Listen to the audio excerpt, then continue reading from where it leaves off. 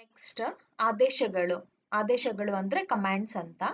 ನಾವು ಆದೇಶಗಳನ್ನು ಕಡ್ಡಾಯಗಳು ಅಂತಾನೂ ಕೂಡ ಕರಿತೀವಿ. ಕಡ್ಡಾಯಗಳು ಅಂದ್ರೆ ಇಂಪರೇಟಿವ್ಸ್ ಅಂತ. ಓಕೆ. ಸೊ ಆದೇಶವು ಆದೇಶ, ನಿರ್ದೇಶನ ಅಥವಾ ಸೂಚನೆಯನ್ನು ನೀಡುವ ಒಂದು ರೀತಿಯ ವಾಕ್ಯವನ್ನು ಸೂಚಿಸುತ್ತದೆ.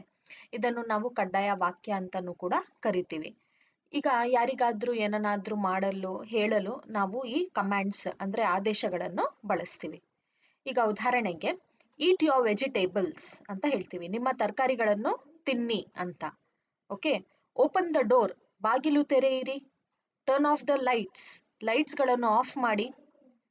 ಸಿಟ್ ಡೌನ್ ಪ್ಲೀಸ್, ದಯವಿಟ್ಟು ಕುಳಿತುಕೊಳ್ಳಿ. ಸ್ಟಡಿ ಫಾರ್ ಯೋರ್ ಎಕ್ಸಾಮ್, ನಿಮ್ಮ ಪರೀಕ್ಷೆಗಾಗಿ ಅಧ್ಯಯನ ಮಾಡಿ ಅಂತ ಹೇಳ್ತೀವಿ. ಓಕೆ. ಸೊ ಈ ಎಲ್ಲ ಉದಾಹರಣೆಗಳಲ್ಲಿ ಪ್ರತಿ ವಾಕ್ಯವು ಒಂದು ಆದೇಶವಾಗಿದೆ, ಏಕೆಂದ್ರೆ ಅದು ನಿರ್ದಿಷ್ಟ ಕ್ರಿಯೆಯನ್ನು ಮಾಡಲು ಯಾರಿಗಾದ್ರೂ ಸೂಚನೆ ನೀಡುತ್ತದೆ. ಆದೇಶಗಳು ಒಂದು ಸಂವಹನದ ಒಂದು ಪ್ರಮುಖ ಭಾಗವಾಗಿದೆ ಮತ್ತು ಸಾಮಾನ್ಯವಾಗಿ ಡೈಲಿ ಇದು ದೈನಂದಿನ ಭಾಷೆಯಲ್ಲಿ ನಾವು ಇದನ್ನ ಬಳಸ್ತೀವಿ. ಅರ್ಥ ಆಯ್ತಾ? ಈಗ ಇದರ ರಚನೆ ಬಗ್ಗೆ ಹೇಳ್ತೀನಿ. ಸೊ ಇದರ ಸ್ಟ್ರಕ್ಚರ್ ಹೇಗಿರುತ್ತೆ ಅಂದ್ರೆ ವರ್ಬ್ ಕ್ರಿಯಾಪದ ಮತ್ತು ಆಬ್ಜೆಕ್ಟ್ನ ನಾವು ನೋಡ್ಬೋದು. ಓಕೆ.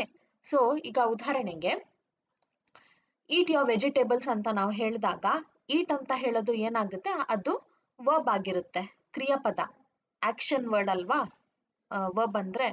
ಸೊ ಈಟ್ ಅಂತ ಹೇಳೋದು ಅದು ಕ್ರಿಯಾಪದ ಆಗಿರುತ್ತೆ. ಆಮೇಲೆ ಆಬ್ಜೆಕ್ಟ್ ಏನಾಗಿರುತ್ತೆ ಇಲ್ಲಿ, ಯೋರ್ ವೆಜಿಟೇಬಲ್ಸ್. ಓಕೆ. ಇನ್ನೊಂದು ಉದಾಹರಣೆ ಕೊಡ್ತೀನಿ. ಸ್ಟಡಿ ಫಾರ್ ದ ಟೆಸ್ಟ್ ಅಂತ ಹೇಳ್ತೀವಿ, or study for the exam ಅಂತ ಹೇಳ್ತೀವಿ ನಾವು.